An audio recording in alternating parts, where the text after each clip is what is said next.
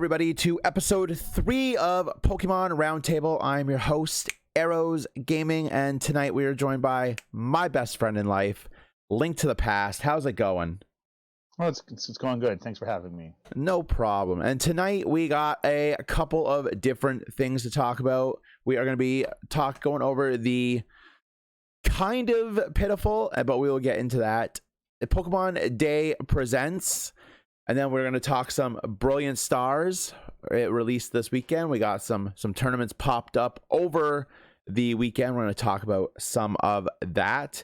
And then in a celebration of Pokemon Day, because Pokemon Day was yesterday, I think we're gonna share some funny Pokemon stories. I know I've got one for sure. But yeah, before we get started, Link, why don't you tell us a little bit about your Pokemon experience? Like, how long have you been playing it? I've been playing it since, like, off and on since it was like introduced. So like back in 1997, 96 or whatever, whenever I was probably in grade 5 when I first started playing, and I got Pokemon Fever and taken. I've been playing the video game like not like forever. The card game, the TCG itself, I've taken breaks here and there and seen different formats and have you play and stuff like that. And I've loved Pokemon ever since. Alrighty. And speaking of Pokemon, you guys, last week was Pokemon Week leading up to Pokemon Day. And if I'm being honest, 90% of what they showed throughout the week was kind of disappointing. Hoopa was cool, but other than that, I mean, nothing really to like write home about or get excited over. I mean, I feel like it's at the end of Pokemon's like anniversary, so there's kind of like losing steam because they did like so much more at the beginning of like the concerts and stuff like that, and like celebrations and the different shining fates for the card game, and then like what do we got? I think we got the DLC. I think the DLC came out for Sword and Shield during this time frame, if I remember correctly. I think so. And then we got the 4th gen remakes, and then Legend of Arceus. But like, I feel like we're gonna kind of end the whole thing with something we'll talk about in a bit, but I think we're towards like the end of like the quote unquote celebration and whatnot. I feel that. And speaking of Pokemon, the Pokemon Presents, we did get a short 15-minute presentation on Sunday, which honestly, it was 15 minutes. That's what they said. They said it was like 15 minutes.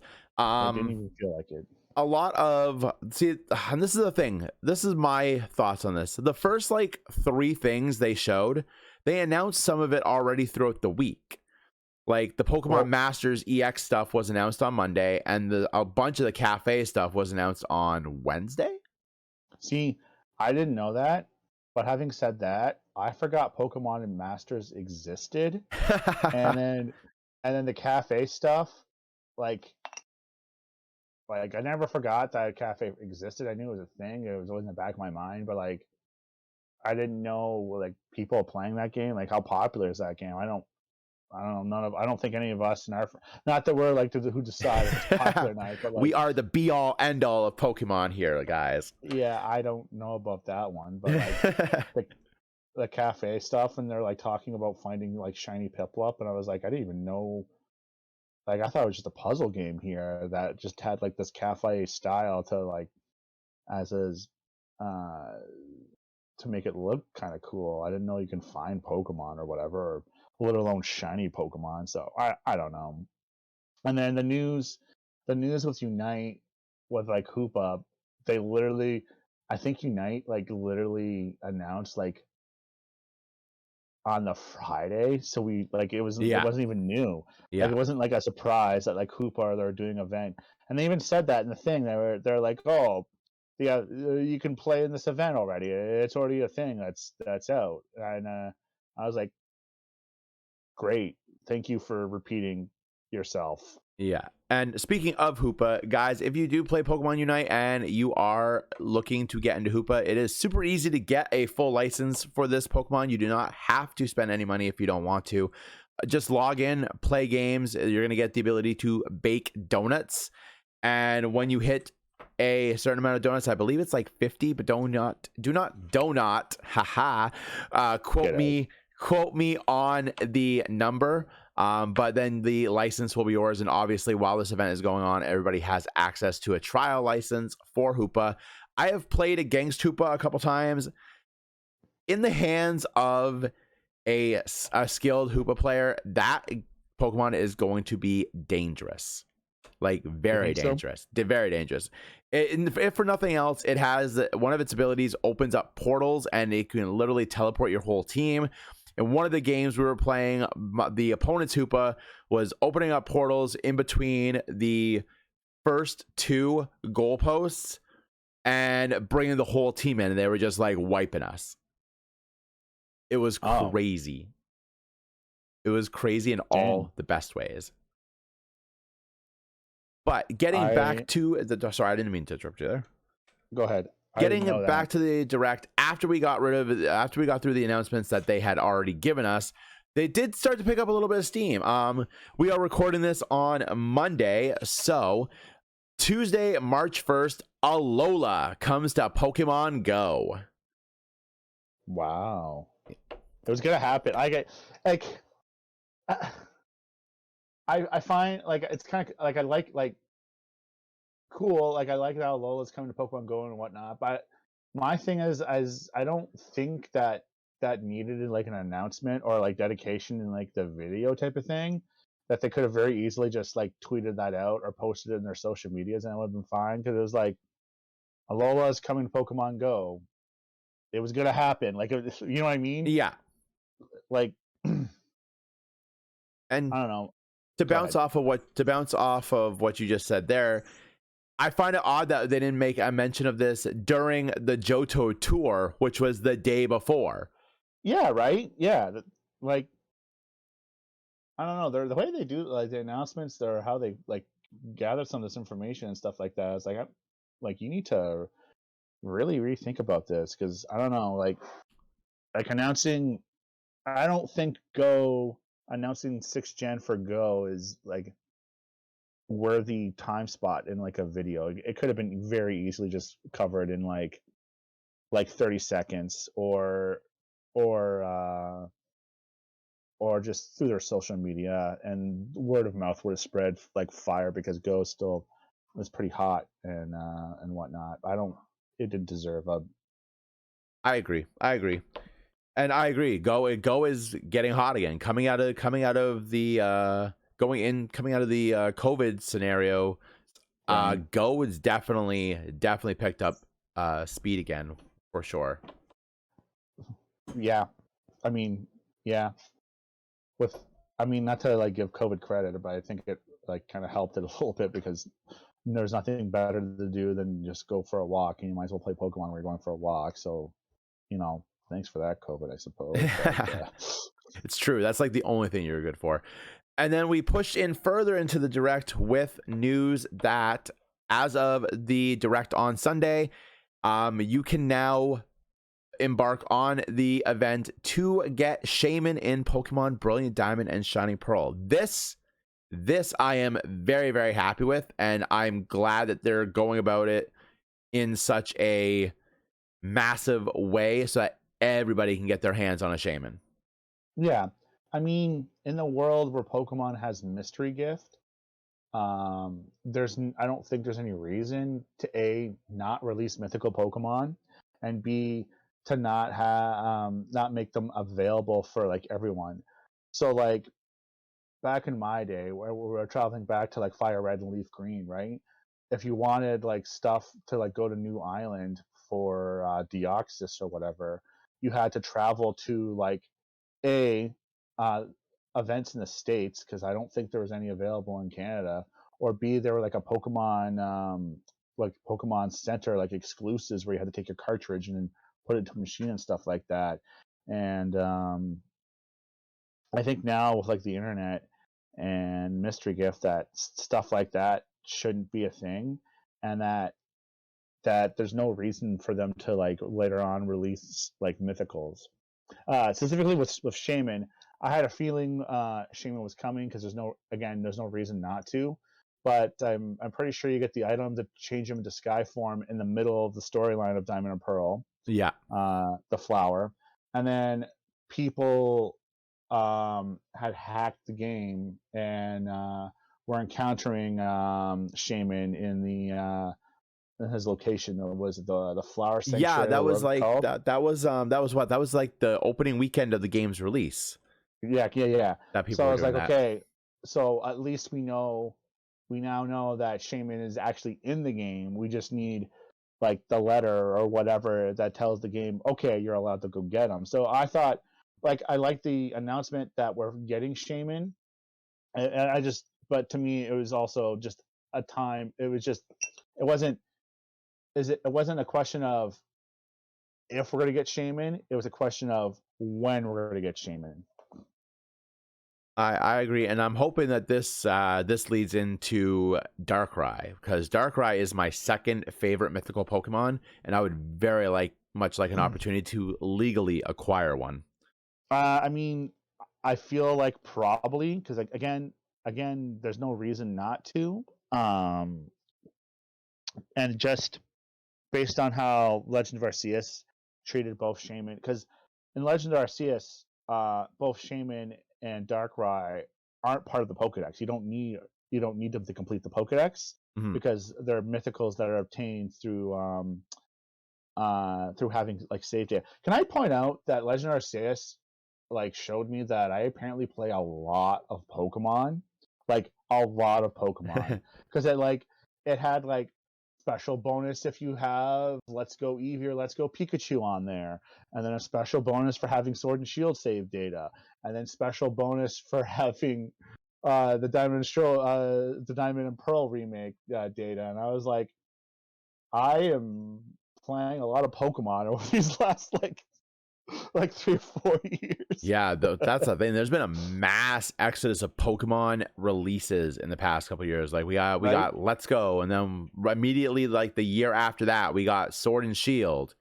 and then and then just even now, just in the span of like a couple months, we got Brilliant Diamond and Shining Pearl in November, and Legends Arceus in January. Like that is a crazy amount of Pokemon in such a short time frame. So, on the topic of that release date, I don't know how accurate this is, but I'm going to bring it up because I think it's kind of interesting. It was actually pointed out that Legends of Arceus was supposed to be our November game. So instead of getting Diamond and Pearl in November, we were supposed to get Legends of Arceus in November instead. And then it got pushed back due to COVID. And then Oh, they released the remake as like a fill-in to like tie us over until we can get to Legends of Arceus. So it kind of makes me like question and kind of ask of like, were the Gen 4 remakes ever like an idea? Like were they ever going to like did they ever like was it ever like an idea to like remake the Gen 4 remakes, or did they only solely exist as filler to tie us over to Legend of Arceus? And Legend of Arceus was supposed to be like the quote unquote big fourth gen game, like yeah. pseudo remake for lack of a better term. Yeah. I mean, it's very possible. It's very possible because, like, at points, like, I loved Brilliant Diamond and Shining Pearl. I loved it. Like, great game. I was fun to play through them again. I'm a huge fourth gen fan. If people don't know this, but at points, it did kind of feel like they literally just copy. Well, I'll rephrase. Pretty much the whole game just felt like they copy and pasted Diamond and Pearl and just made it better looking. There was very few times in the main campaign where I felt like I was playing a remake. It literally just felt like I was playing Diamond and Pearl with better graphics. Yeah, I agree to an extent. I enjoyed the remake. I feel like it was just Diamond and Pearl, but running on Sword and Shield's like engine. Yeah, yeah, definitely. It didn't feel like. Whereas like I know they wanted to make it a truer to form remake than like say Omega Ruby and Alpha Sapphire, but Omega Ruby and Alpha Sapphire, even just playing through the core game where like you didn't have like a lot of the newer gen stuff in it, it felt like a new game. Yeah. Whereas this just felt like I was rehashing Diamond and Pearl again, which is fine by me personally, but I think that kind of hits. Kind of hits a home more that the Diamond and Pearl remakes were kind of like last minute. Like we need something. Our CS has to be pushed back. We need something to make that November slot. yeah, And Diamond and Pearl is what they came up with. And I think after you just said that's why. And I think that's the other reason why like Diamond and Pearl didn't have anything. It didn't bring anything new.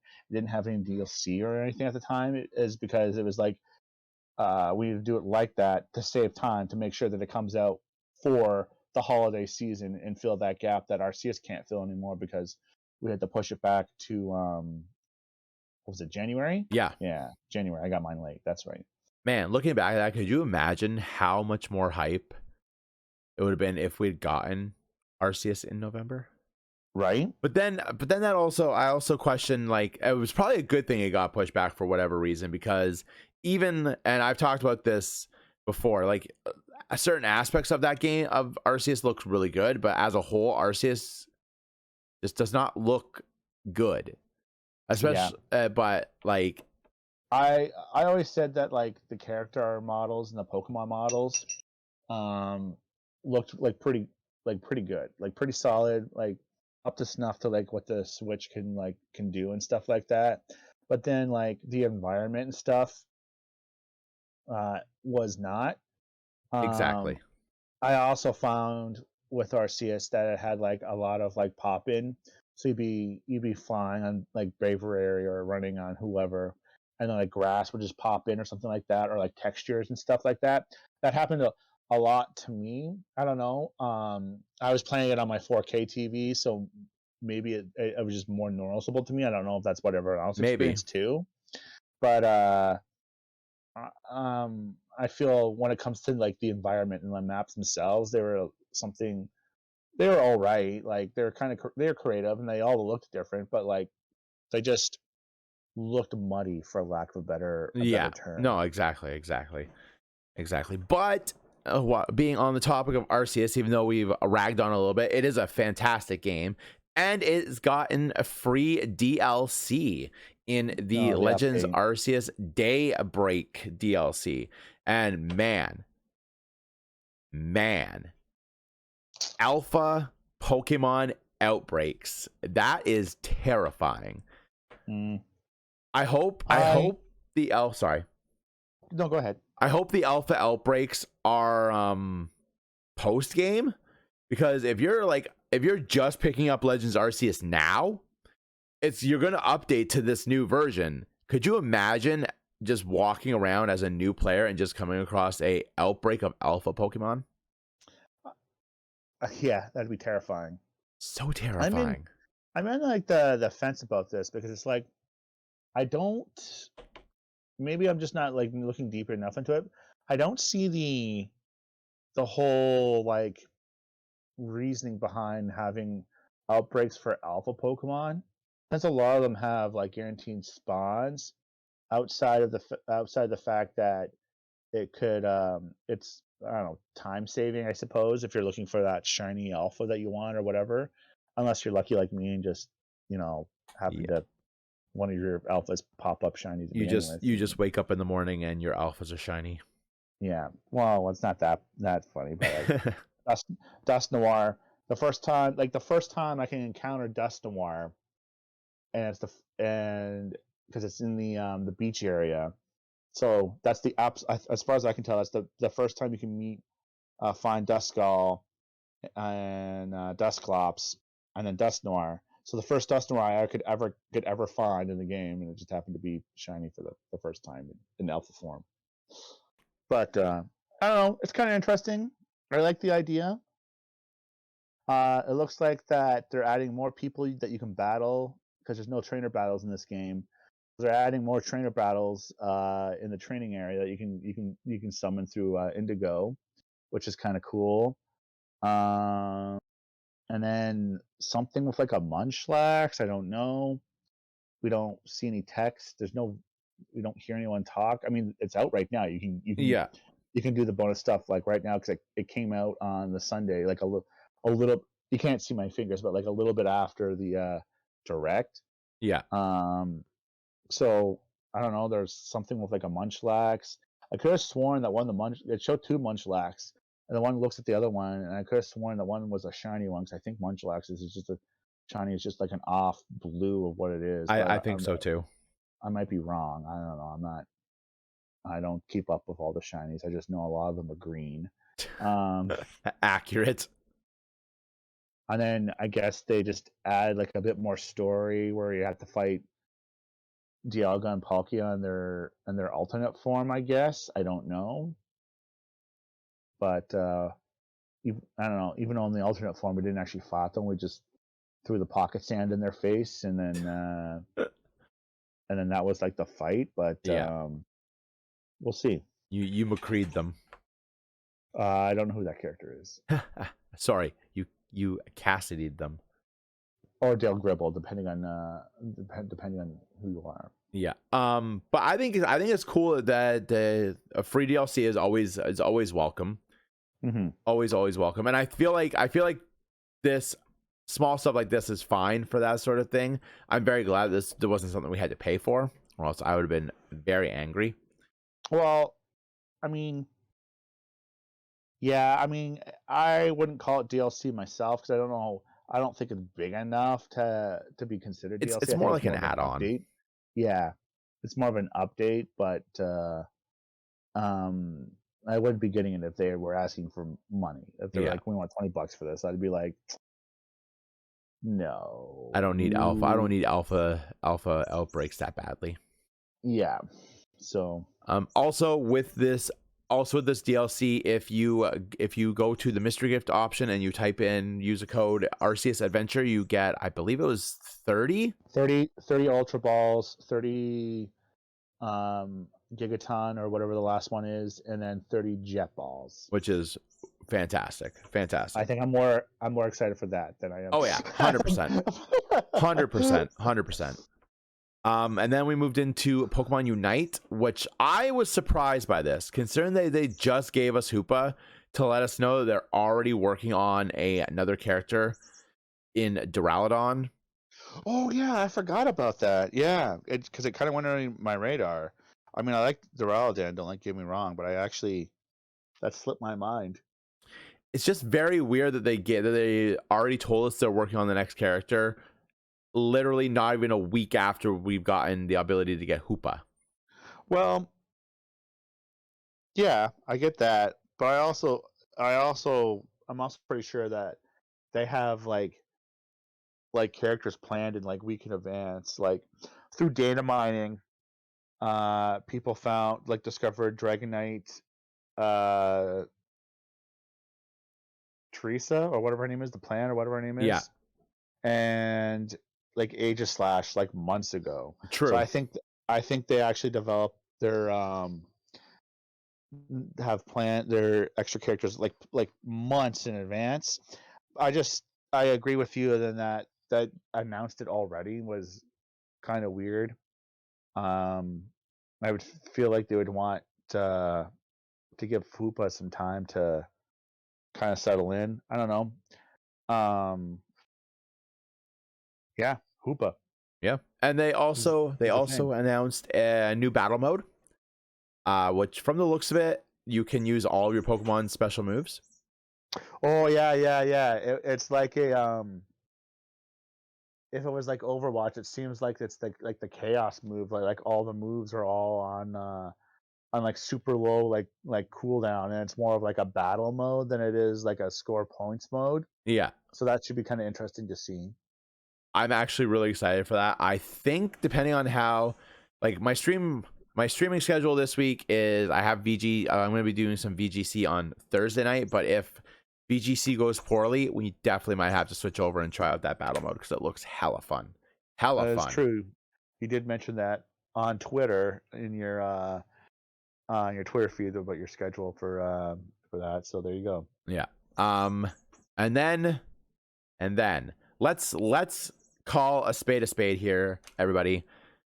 This was all like the appetizers. All of these announcements beforehand were the appetizers. If you can even call them appetizers, the more like a snack, a light snack for before for the end of the Pokemon Presents, a really awesome trailer for 9th generation of Pokemon. It has been announced.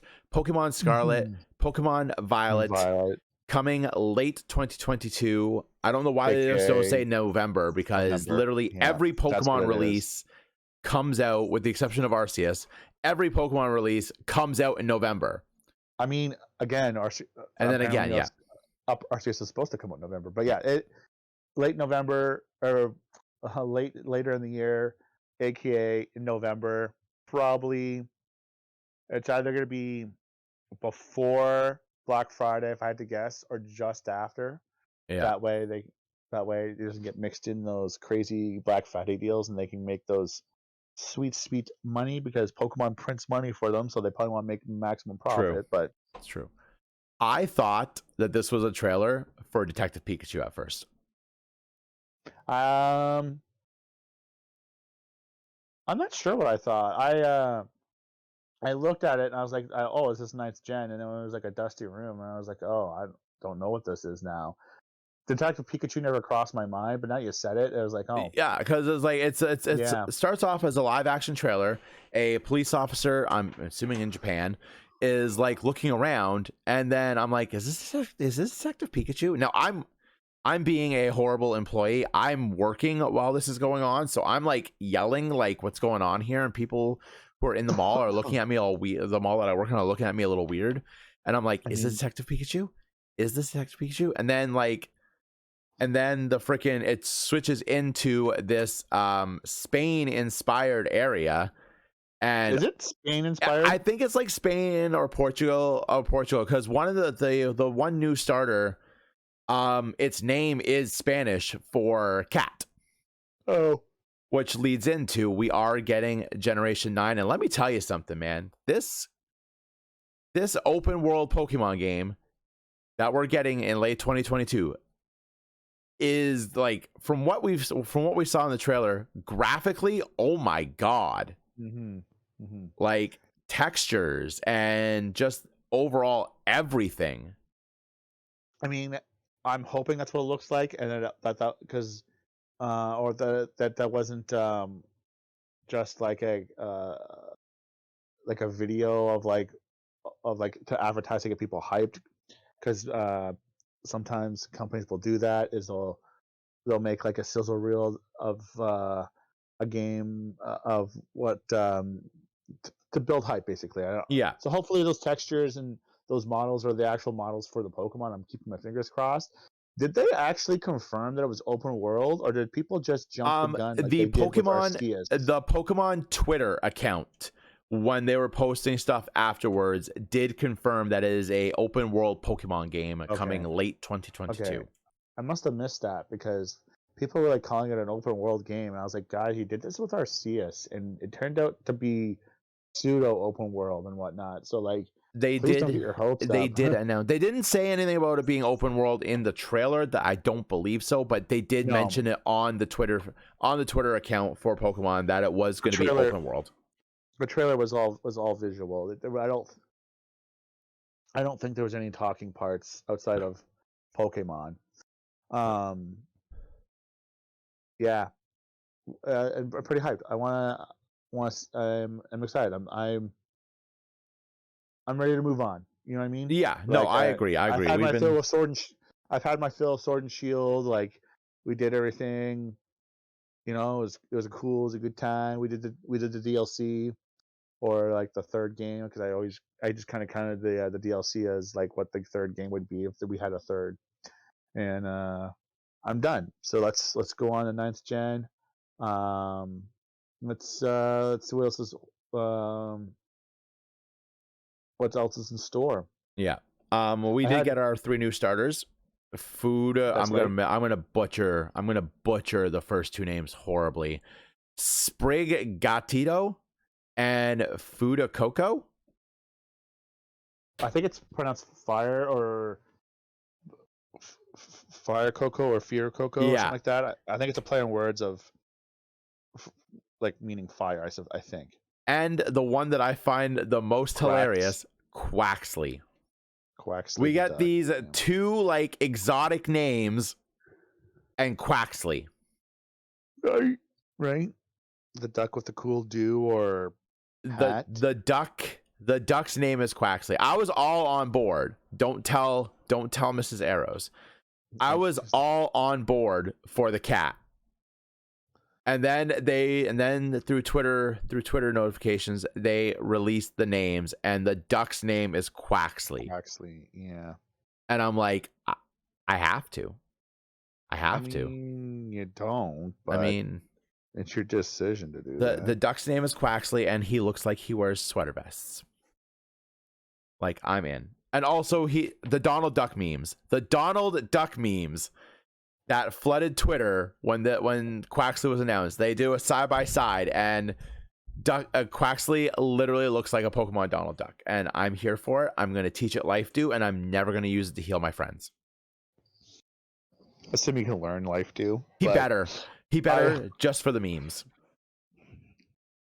Just for the memes. For the memes. For the memes. Okay. But yeah, open world 2022 release. The Pokemon like, even if they don't like keep all of that graphically, as long as the Pokemon textures are as nice as they were. Yeah, I hope the textures don't. I'll be okay with a slight downgrade to like the graphics of the world, as long as they can keep those textures as sharp as possible.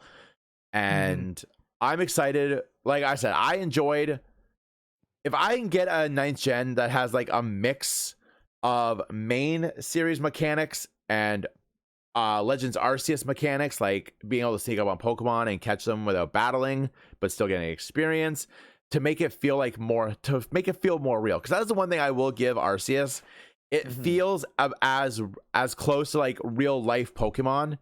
No offense to Pokemon Go, as we're gonna get, because you're running around in the bushes, you're sneaking up on Pokemon, you're throwing Pokeballs without battling. I liked all that. That was done very, very well. So, but being I don't want to say a Pokemon purist, but that's the term, that's the word, right? I need my like main series stuff. I need like my competitive aspects. I need to be able to play with my friends, which is very much lacking in Legends Arceus. I need gym battles. I need trainer battles. So like, if we can get a nice mix of these two, I am like all in. Like, I'm all in either way, but like, that'll just like put it over the top for me personally. So I agree. I feel like they need to do a mixture of both. We'll see what happens though. And it's funny because like, when Legends Arceus was announced, we streamed watching that direct, and I sat here and I said on stream that this Arceus, to me, at the present of what it was when it was first announced, feels like it's a dry run for what they want to do for Generation 9. I agree. And that's what everyone else is. That's what the rest of the internet's basically saying, is that Arceus was like the test. Yeah. They looked at it. This is what we did right. This is what we should add in. And now, welcome to Generation 9, and I am 100% here for it. That was the other thing that they mentioned, that with Pokemon Home, you can import the Hisuian Pokemon that you got from Arceus into Generation 9. I hope some of them are available a little more naturally, and we don't have to rely entirely on Home to do that. But that's what's happening, because apparently there's like a clip or whatever of Hisuian Zoroark in the 9th generation world. Interesting. That actually was going to be one of my big complaints, and that actually is one of my biggest complaints about this Pokemon Presents. There was nothing for Home. Right? Like, nothing.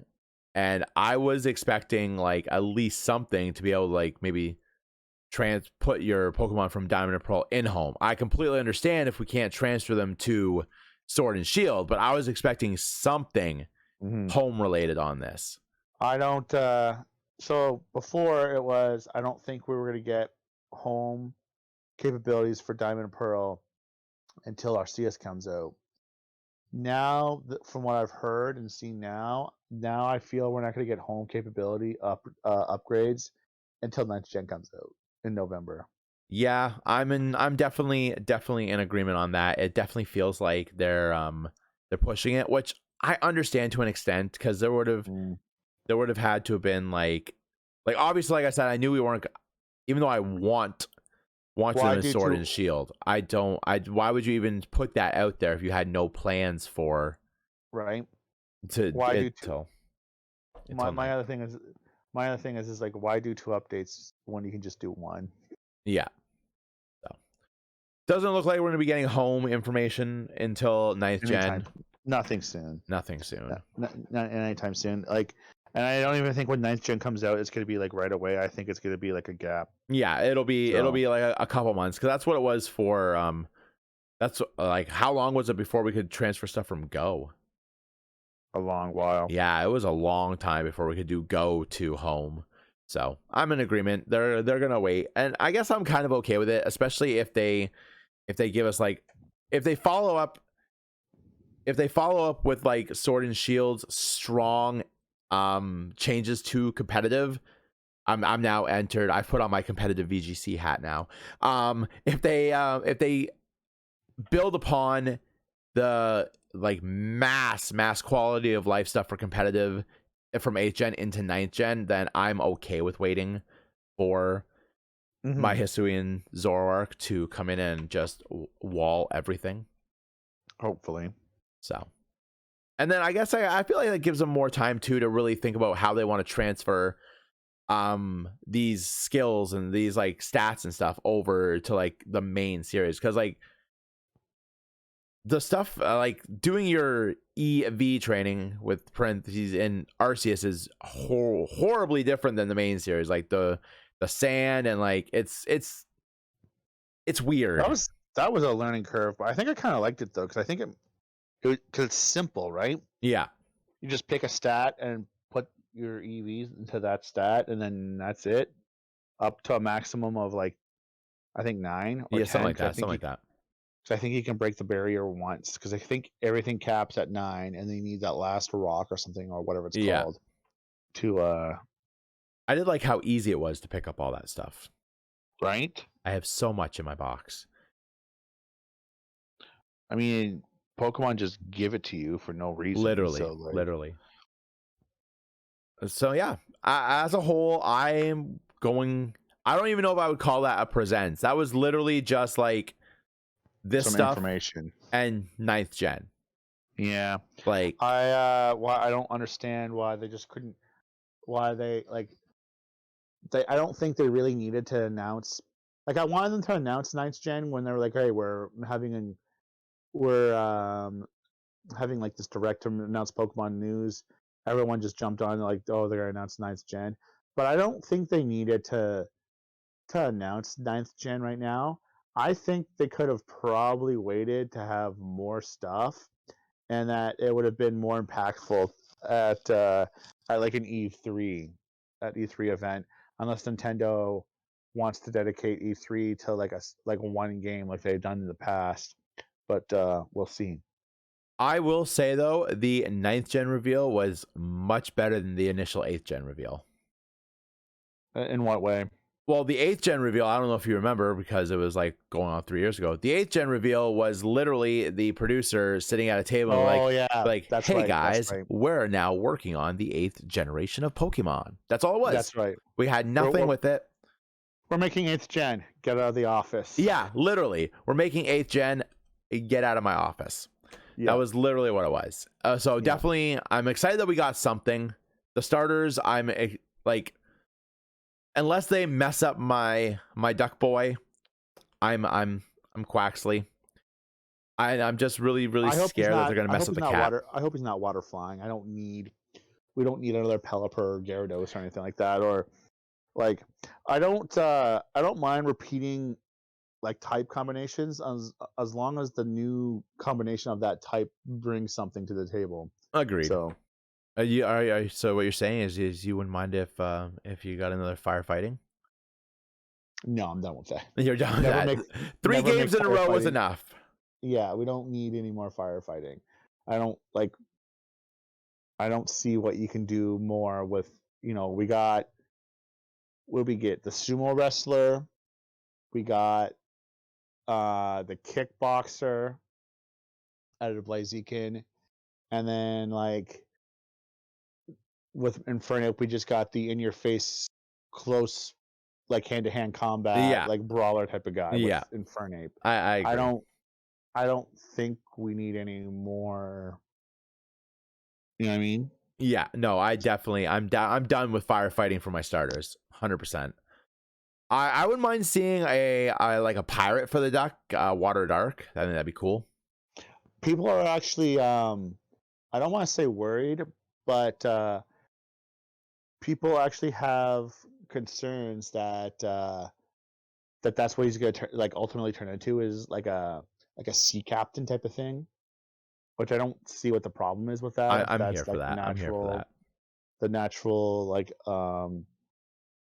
uh upgrade to him, evolution. I Yeah, mean that's the word Pokemon uses. true. Also, So Twitter has taken to tagging Game Freak in posts telling them to keep the cat all 4 paws on the ground for all of its oh evolutions. yeah, I saw that. I saw Yeah, that. they don't That want another Incineroar. they don't want him to be bipedal in the Yeah, end, yeah.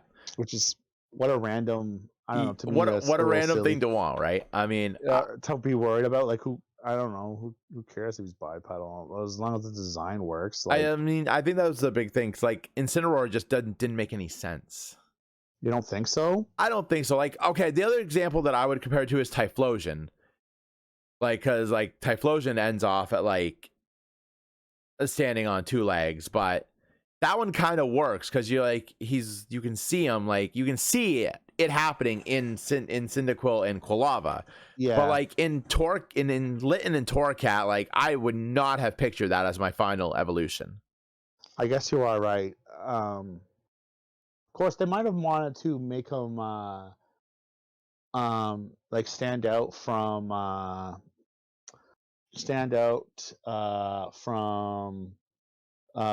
what's his face Pyroar because they That's just true. released so then That is true. I never thought about that.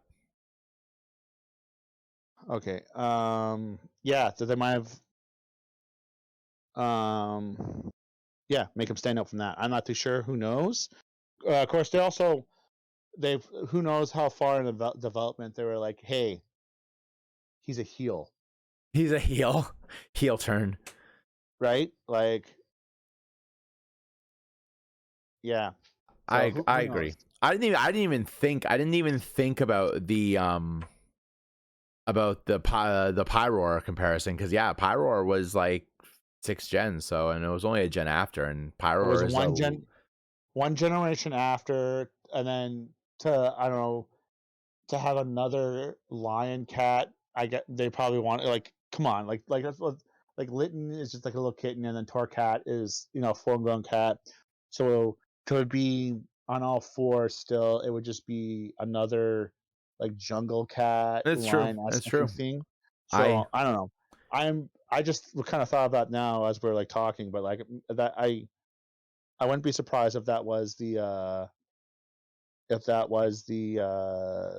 thinking behind it is they wanted to make a big enough difference between the two of them. That makes sense actually. I like that. And speaking of like Pokemon, what a big weekend! What a big week for Pokemon last week. Brilliant Stars released on Friday. Cool. I am beyond in love with this set. Like, such a great set. The pull rates are ridiculous. Like, The Pokemon pull rates are did pretty right with nutty. this. Pokemon did It's right with this set. Brilliant Stars is it's an excellent set. It's a nice it's a nice way of kind of like, again, I mentioned this a bunch of times throughout like the weekend, but it's still called Sword and Shield and then Brilliant Stars. But I kind of feel like we're moving past Sword and Shield, and this is more of like this is the equivalent of Heart Gold and Soul Silver, right? We're Yeah. leaving we're leaving Diamond and Pearl behind us. We're moving on to like Heart Gold and Soul Silver. I think it's the same type of like relationship where we're moving past we're moving past Sword and Shield, and we're now focusing on like fourth generation and Hisui and stuff like that, and that we're getting ready to see what ninth gen. We're moving on to ninth gen now, and this is the transition into ninth gen, as how I feel. How Heart Gold and Soul Silver was the transition into fifth gen. Yeah. And something popped up. Actually, I wasn't intentionally. I actually wasn't going to be talking about this, but something popped up on my Twitter this morning. Full Force Games.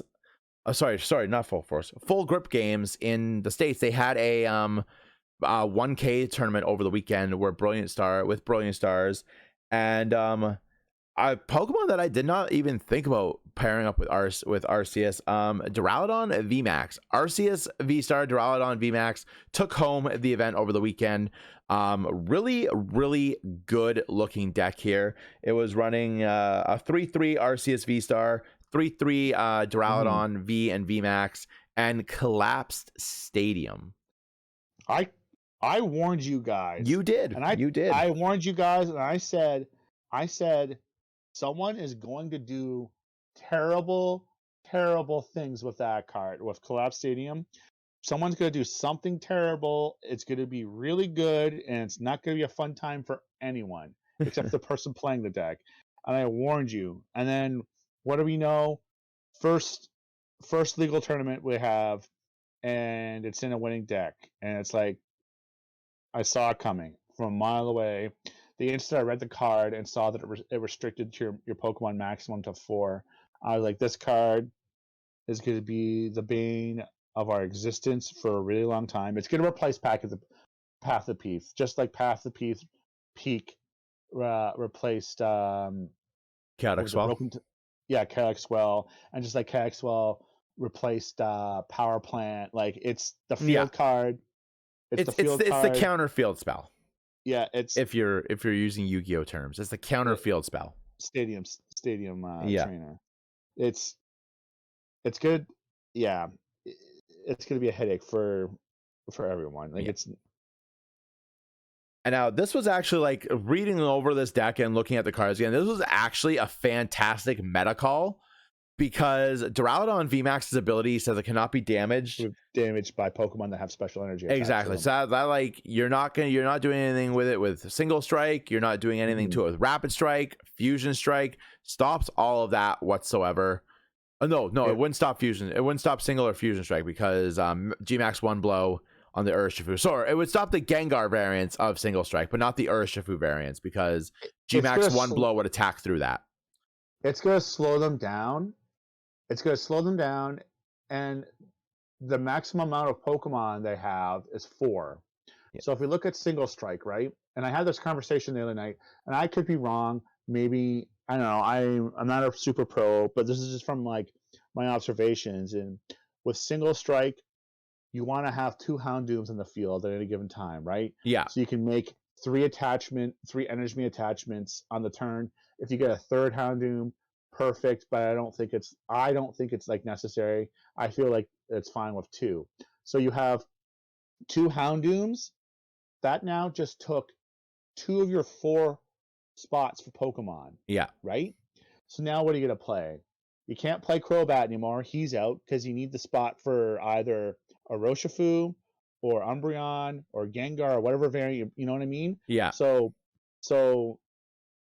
it's going to slow down Single Strike at the very least because of Collapse Stadium.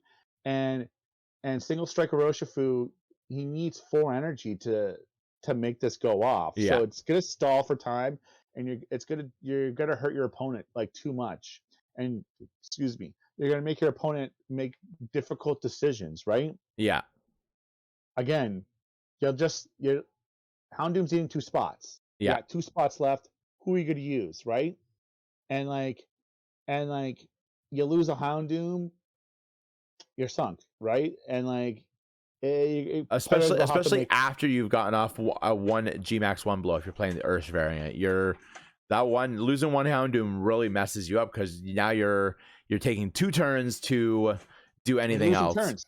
From my experience when I was playing single strike, from my experience, single strike needs to start taking prizes immediately. Like second turn, it needs Houndoom out like as soon as it can get it out. So like turn 2 for it playing, and it needs to take prizes immediately, and it needs to keep taking prizes like every turn. Every turn that it comes back and it's smacking back, it needs to take a prize. And from my experience and from what I've witnessed and whatnot, I don't know.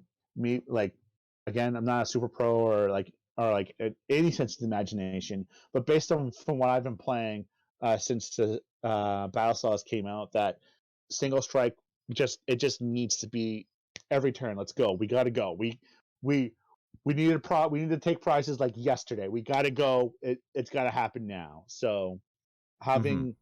having your field limited down to 4, it's gonna suck. Doubly so if you already have out your 6 and you're not going and 2 Pokemon are going away for no reason because the field said so. Like honestly, like one turn of that field out there, or like a turn where the field shrank your size and you got sack 2 Pokemon, it did its job. Agreed. You're in trouble, Agreed. right? And like this was such an even better meta call on the attack, because like for one fighting, 2 metal, does 220, unaffected by any effects on the defending on the Pokemon, easy to set up after you've set up Right? an RCS V Star. And that's the cool thing about these V Stars is that's not 3 prizes. That's only 2 prizes on the V Star. So even if you lose the RCS after only getting like 1 of the Trinity charges off, they didn't take an extra prize like off of VMAX, and then you just move up this Duraludon and you just clean up. Like, So, on the topic of V stars, and something I've been noticing, I feel that the V stars are the strongest Pokemon's ever been, right? mhm, Like Arceus is really good. Uh, a card that's coming in the future that mhm. I don't want to talk about because I don't want him to steal the spotlight is really good. Charizard does 320 damage. Charizard V Star can't survive that attack himself.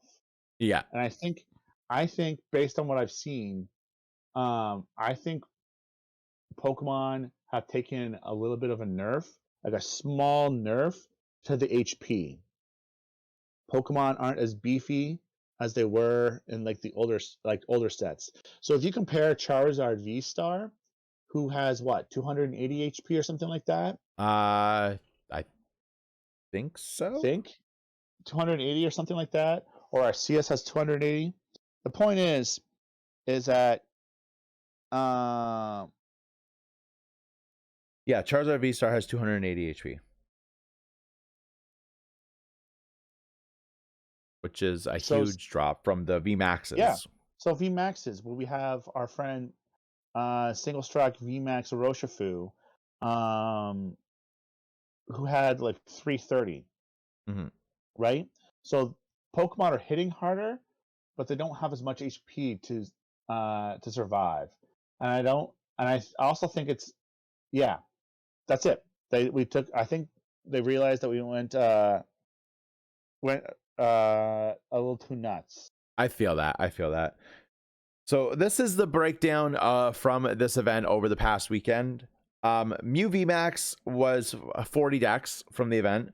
RCS V Star variants 29, Gengar VMAX 14, Malamar 9, the new Dark Box, which is super good. It's Oh my Sableye, god. Weezing, and Galarian Moltres. 6%, same with 6 decks, same with Max, Mad Party, Suicune, and Single Strike Urshifu. Ice Rider Calyrex with no Arceus had 5 decks. Wormadam, and we've been talking about Wormadam, you and I, over this weekend. I knew Wormadam was good. 4 decks were played. 4 Wormadam decks were played at this event, which is really cool. Good. I'm happy. 4 Leafeon, 4 Jolteon, 3 Rapid Strikes, and 2 Entei, and then 17 others. But I just wanted to finish that off before we talk about Wormadam. Let's go talk about Wormadam. Wormadam. For 2 energies, all 3 forms of Wormadam have the same attack. Matron's Anger does, I think it's like 30 damage, plus I think it's like 10 for the number of Pokemon in your discard pile. Yeah. It's great. So good. And just run one of every type. Run literally, run a Steel, run a Grass, and run the Fighting, and then you got type coverage. Literally, and then its cost is 2 double colorless. Oh wait, we just got that zany. What was it called? Double Turbo. Double Turbo, where he's going to do 20 less, but you're not going to care because you're going to toss on a belt on him and negate the fact that he just did 20 less and end up doing 10 plus.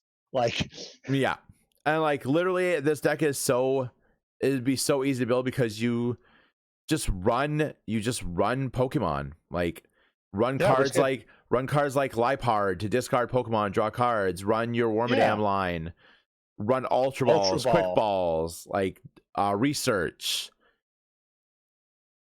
Really good cards, and they're 1 prize attackers, which are really good. And I kind of feel like I get like old school Arceus vibes from this deck because you have a different Wormadam to counter whatever you're up against. If you're playing against Jolteon, you're running the fighting type Wormadam and hitting that for max damage. If you're running up against dark Pokemon that are weak to grass, you're running the grass type one. If you're running up against Sylveon or now Whimsicott, you have the metal weakness. You have the metal Wormadam, and it's very nice, very nicely like rounded, without really giving up any consistency because they're all Wormadam. They all evolve from the same thing, right? Which is amazing. Like, I knew it. I called it. I already called that too. That was one of the 2 things I called. Was that Wormadam was going to be good, and then the Collapse Stadium was going to be good. And I hoped for both of them to be successful. And hopefully it'd be nice. I think it'd be kind of cool, but maybe Wormadam will take over the spot for the single prize deck when Mad Party gets rotated out in August. Right? Mad Party got really good with this release because we got Manaphy to protect the bench, and you got a secondary 2 attach energies in Double Turbo. So now you have Twin Energy, Double Turbo. That was like where I kind of took a bit of a hit when we rotated into a Sword and Shield format because it lost the Dene, it lost what's his name? I don't know his name. I'm sorry. It lost the triple energy acceleration thing. I know that attaches to evolve Pokemon. So it made it a little bit harder to play it because you were relying on single energy attachments and like 1 psychic energy instead of being able to attach 3 energies in that 1 card, or consistently 2 energies with Twin Energy. Now we have Double Turbo back in the format. We have Manaphy, which is going to be huge against decks like Rapid Strike Urshifu, Jolteon. Anything else that hits the bench was a huge thing. I can't afford to be... Exactly. You cannot afford to have your bench hit with it because then you lose everything, especially for like the damage that Jolteon and squishy Rapid Strike Urshifu hit for. So really excited to see Mad Party back into the format. The really interesting thing out of this tournament was the number of different Arceus variants. So we had 9 Ice Rider Calyrex variants with the VMAX, 4 Duraludon, 4 Flygon, 3 Rayquaza VMAX, which I think is actually really smart. I mean, I think it's great to see Rayquaza. When Rayquaza came out, he was kind of like a little overwhelming and stuff like that. And then I'm guessing with Manaphy, they tried to make him work with the Flaffy, unless Flaffy didn't make an appearance in those decks. But I mean, Flaffy, Manaphy is going to help out a lot of decks that have really bad Yeah. matchups to like Jolteon and Rapid Strike Urshifu, because you're going to be able to protect that bench. And Rayquaza is definitely one of those decks that had a bad matchup to those decks, because you need those Flaffies to accelerate that energy after you've discarded it for the VMAX attack. So really happy to see it performing well. Then we had two Charizard V-Star decks with the Arceus V-Star, which again, Sure. perfect. Yeah. We'll just combine the good cards with the good cards and make a good deck. Exactly. One, and then the Arceus variants were rounded out by one Shadow Rider, one Raichu Lightning, and one G Moltres Dark. So Raichu made an appearance. A lot of different ways to play Arceus as a support Pokemon, and then obviously if you want to, you can try and run it as its main attacker. Definitely getting ADP vibes. I know some people have been experimenting with it with Zacian. While we still have Zacian in the format, Arceus V-Star Zacian V, which I actually might try myself. I just need one more regular V. That's how some of the thoughts with some of these decks like come to existence is people are just being like, well, this card's a really good card. This card's a really good card. If we put them together, should be a really good deck, right? And I think I'm pretty sure, like, you can quote me wrong, or whatever. If whoever's listening wants to prove me wrong, go for it. But I'm pretty sure that's how we got ADP with Zacian, where they were like, Zacian's really good, and Arceus and the other two are really good. We'll just put them together. Right? That's true, because the ADP is the example, because the first ADP deck that really started seeing play was ADP Keldeo, with the Keldeo GX from Unified Minds. That's right. But it was good, it was consistent, but it wasn't a massive damage doer. And then we got Zacian, and Zacian just changed entirely how that deck was played. I mean, Zacian's been good the whole time he's been in the format. Yes. Like, let's face it, like 230 damage for effortlessly 3 energy. Who cares? You can't attack the second time. You're just gonna send out the other one. Yeah. Who can do the same thing. That's a lot of damage. Like for a Urshifu VMAX single strike to do the same thing, to do what was it, 40 more damage? 40 more damage, yeah. It's discard everything. Yeah. Whereas Zacian gets the slap in the wrist and not attack again the next turn. Oh no. Yeah. Oh no. I feel like out of every deck in the format right now, this is probably one of the decks that are going to benefit the most. Not even just from like the V-Star, but like just from Arceus in general, because the V's attack, one attack is very similar. You just don't get damage off of it, but it's making it so you can still be attacking without having to waste a turn late game to try to Intrepid Sword new energies onto a new Zacian. You can just bring up your Arceus, which you can literally attach a double turbo to, and you have another Zacian ready to go without having to waste your turns on Intrepid Sword and still being able to do damage. Because 180 with the reduction from the double turbo is still nothing to laugh at. Like, that's still 180 damage while you're powering up another 230 damage attacker. Yeah, that's nothing to sneeze at. Like, that's a lot of damage, as the kids would say. Yeah, it's consistent damage without having to waste a turn to use Intrepid Sword and potentially not get energy. So as somebody who's now playing Sword and Shield dogs, when you don't get energy off of that Intrepid Sword, yes, you're getting those extra cards, but those extra cards aren't helping you attach energy. So this is a much more consistent way. Once I get my hands on like at least one more V, I'm going to be messing around with it. So, and then, of course, the decks that are popping around now, they've dropped the Zamazenta, which I think is smart. There's too many decks out now that can get around Zamazenta's ability. Decks that run Path, Single Strike Urshifu, Mew, Duraludon. Too many things that can get around that ability. It's not as potent anymore as it was it's a speed bump at best. Exactly. And they're running what was it? There was like three Arceus V stars, four Zacian, and one Galarian Zapdos, and one Crobat, or some of the decks that I was looking at today. So good stuff.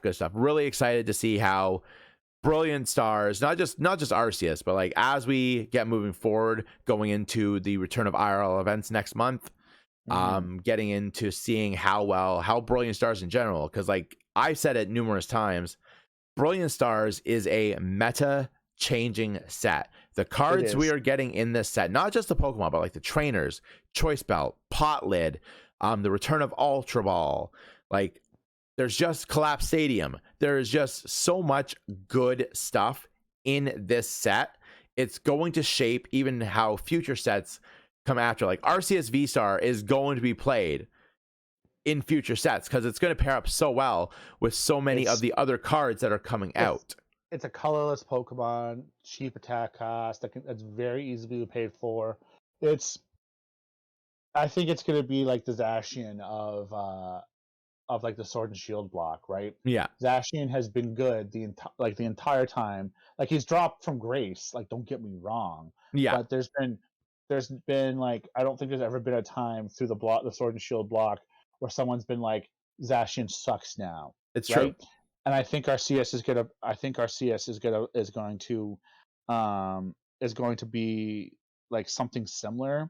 Um, Something similar into that mind where Arceus will be good the entire time that he's in this format. No, Like I agree. So yes, like we said last week, Pokemon Week with Pokemon Day coming out on the 27th. It was February 27th, 1996, that Red and Green were released in Japan and sparked literally this worldwide phenomenon. I'm wearing the Pokemon hoodie, and I think it's safe to say that not even just for me, but for everybody around the world who loves Pokemon, the game has been super, super impactful on their lives. Video games, card games, the anime. I've talked about it numerous times, and it's been such a huge part of so many people's lives that it's remiss not to like share some memories, some of our favorite memories from this series, amazing series. Card games, video games, man, there's so many. But like one of my personal favorite memories, and it's fitting that we have my best friend on this week. One of my favorite memories is our very first competitive Pokemon regionals that we went to in Toronto, Ontario. We were running late getting back to our train after it was done. We were walking downtown Toronto towards the train station looking for a cab. This cab drives past us and stops literally just up the road, and Link, man, he goes full on sprint to get to this cab. He's like waiting outside this cab while this little old lady gets out of the cab, and like he's just standing over the door because we were getting this cab, and she like runs into her house. We hopped in the cab. It was such a great ending to a fantastic day. I mean, in my defense, we come from like a small nowhere town, and we tried to order a cab, and they're like, just hail one, and I was like, okay, and like. And in my defense, I didn't know there was a small old lady in the cab, but they're like hail a cab, and I was like, okay, like I've never done that before. I only have like sitcoms to base off of like how to hail a cab. So if I knew it was an old lady, I would have tried the next one, but. Having said that, didn't know, and we were pretty desperate to get back to the train station so we didn't miss our train to get back home. Like I was not getting stuck in Toronto for. Definitely not. But like, just so many great memories with this series. Yes, there was one of mine would have to been probably the last regionals I went to when I was playing Team Plasma. It was probably that regional was probably like about worst and probably one of my best. And I remember that I did a lot of research into Team Plasma and a lot of practice, and I figured out what it's strong against and what it's good against and what its plays are for like different type ups. Against Blastoise, it was just auto lose type of thing, and Yeah.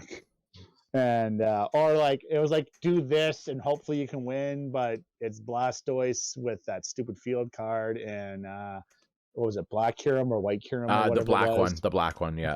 Black Kyurem, and it was like kind of do this and do this, and you can kind of put them in a situation, which happened, where I put him in a situation where it was like I know the last card in his hand is an energy, and he can't attach energy to any of his Pokemon because if he does, they'll die. Because I was spreading damage across the board. They'll die because my frigate was on the field, and that stated that if you're not part of Team Plasma, you take 20 damage for having energy cards attached to you.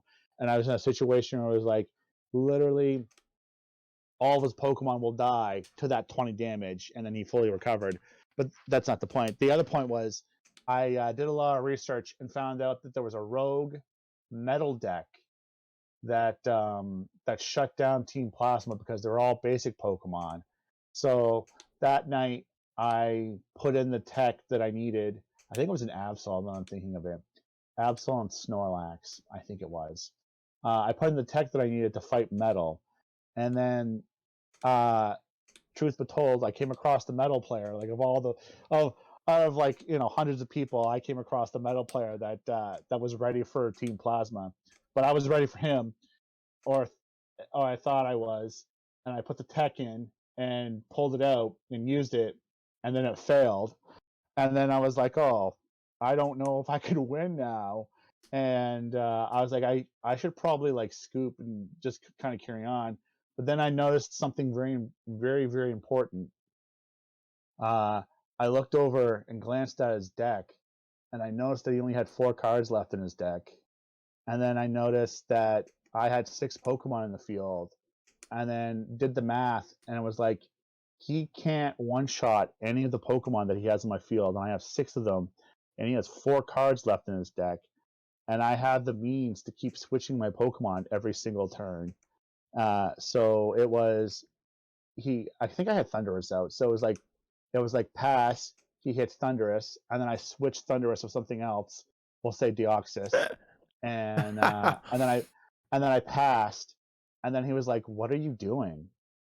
And because I didn't do anything else, right? All I did was switch a Pokemon and then end my turn. And then he's like, "What are you doing?" And I was like, "I don't know." And then he had like this confused look on his face, and